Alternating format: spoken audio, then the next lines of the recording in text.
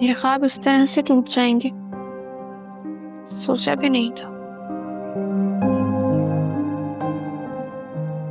जब तक ख्वाब देखने वाली आंखें जिंदा है ना तो ख्वाब कभी बिखर ही नहीं सकते। और तुमने सिर्फ ख्वाब देखे नहीं है बल्कि जिए भी नहीं। और जो जीना जानता है ना कभी हार ही नहीं सकता। बस ये समझ लो कि ये सब कुछ जो हो रहा है ना ये टेम्परेरी है, सब ठीक हो जाएगा। तुम्हारी परवास कोई नहीं रोक सकता क्योंकि मैं तुम्हारे साथ हूं। Thank you.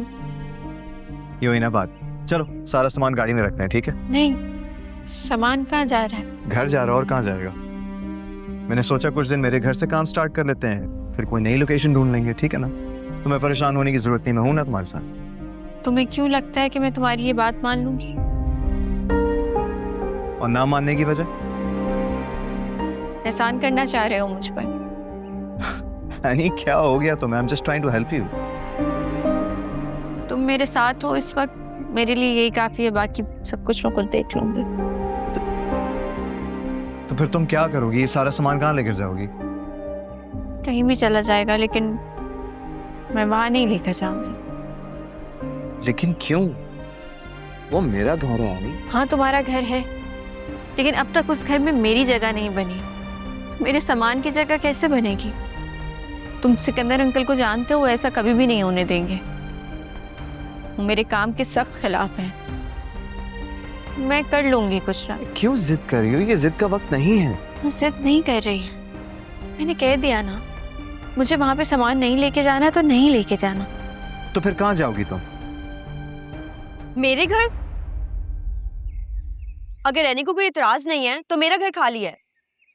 मुझे कोई एतराज नहीं है।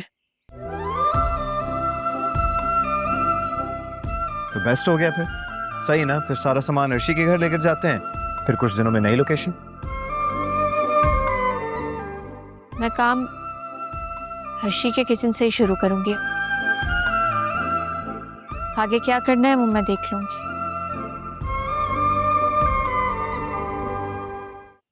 आप लोग बैठे, मैं ये सामान अंदर रख दूं।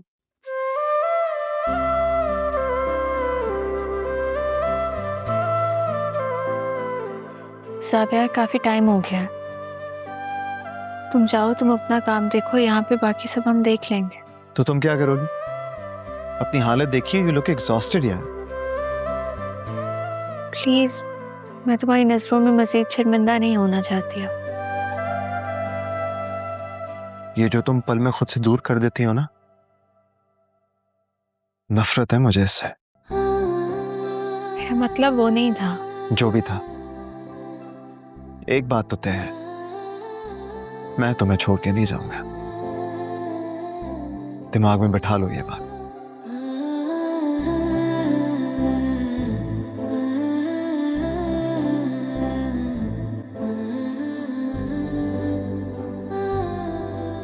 एक बात याद रखो, अगर मेरी बेटी निदा हमारे दरमियान में ना होती ना तो मैं फैसला करने में देर नहीं लगाता। क्या फैसला करते? किसको डरा रहे हैं? वो बाहर की लड़की जिसको मैंने पाला पोसा बड़ा किया, उसके लिए आप मुझे छोड़ेंगे? वो बाहर की लड़की नहीं है, इस घर की मालकिन है। बाहर के लोग तो हम हैं जो इस घर पे काबिज हो गए। किस कब्जे की बात कर रहे हैं? ये घर मेरे नाम पे है। अगर आप चाहते हैं तो कागजात में ला के दिखा सकती हूँ। और ये सब कैसे हुआ ये भी बता दीजिए प्लीज। कैसे हुआ? शकील साहब, अल्लाह से डरे। जावियर ने मुझसे इतनी बदतमीजी की है उस एनी की वजह से। न जाने पता नहीं क्या पटियां पढ़ाती होगी उसे। साविया ने तुमसे बदतमीजी की थी, निदा ने मुझे सब बता दिया है। तुम तो चीख रही थी, वो तो सिर्फ तुम्हें रोक रहा था। रोकने में और बदतमीजी में बहुत फर्क होता है। किशोर, तुम्हें क्या लगता है तुम इस घर की लड़की को दरबदर कर दोगी और मैं तुम्हारी वजाहतें सुनता रहूंगा?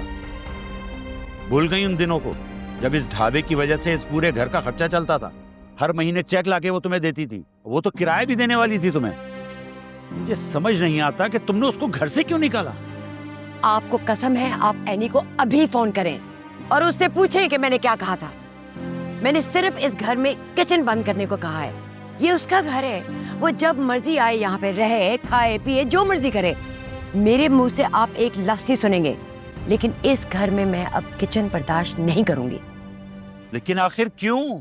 मुझे अपनी बेटी का घर बसाना है, जो इस ढाबे की वजह से नहीं हो पा रहा। मैं तुम्हारी अकल पर सिर्फ मातम ही कर सकता हूँ किश्वर बेगम। शकील, अगर इस घर में दोबारा किचन चला ना तो मैं अपनी जान दे दूंगी। मैं आपको बता रही हूँ। आपको पता भी है सारे मोहल्ले में इस घर को क्या कहा जा रहा है? आपको कोई अंदाजा भी है? इस घर को कहा जा रहा है ढाबा हाउस। अब आप सोचें, हम इतने अच्छे घर में रहते हैं, आपकी इतनी अच्छी नौकरी है, निदा के लिए आज तक इस घर में कोई रिश्ता नहीं आया। ये तुम कहाँ की बात कहाँ ले जा रही हो? यही बात है शकील साहब। आपको क्या लगता है मुझे खुशी हो रही है इतने पैसे को ठुकराते हुए? लेकिन बेटी का मामला है। इस घर को ढाबे का सुन के आपको अंदाजा ही नहीं है कितने रिश्ते दिल्ली से ही लौट गए। अब आप क्या चाहते हैं, मैं निदा के लिए भी कोई फैज जैसा ले आऊं? जबान को संभालो किशोर। मैं अपनी बेटी की शादी ऐसी जगह करूंगा कि दुनिया देखेगी। तुम्हें इस चीज के लिए फिक्रमंद होने की जरूरत नहीं है। इसका क्या मतलब है? यही कि लड़का मेरी नजर में है, समझी? अगर आप जावियर के उस नौकर की बात कर रहे हैं ना, तो आप मुझे छोड़ ही क्यों ना दें। ये शादी कभी नहीं होगी। मेरी बात सुन ले गौर से। यानी आपको उस तलाक याफ्ता के भाई में क्या नजर आ गया?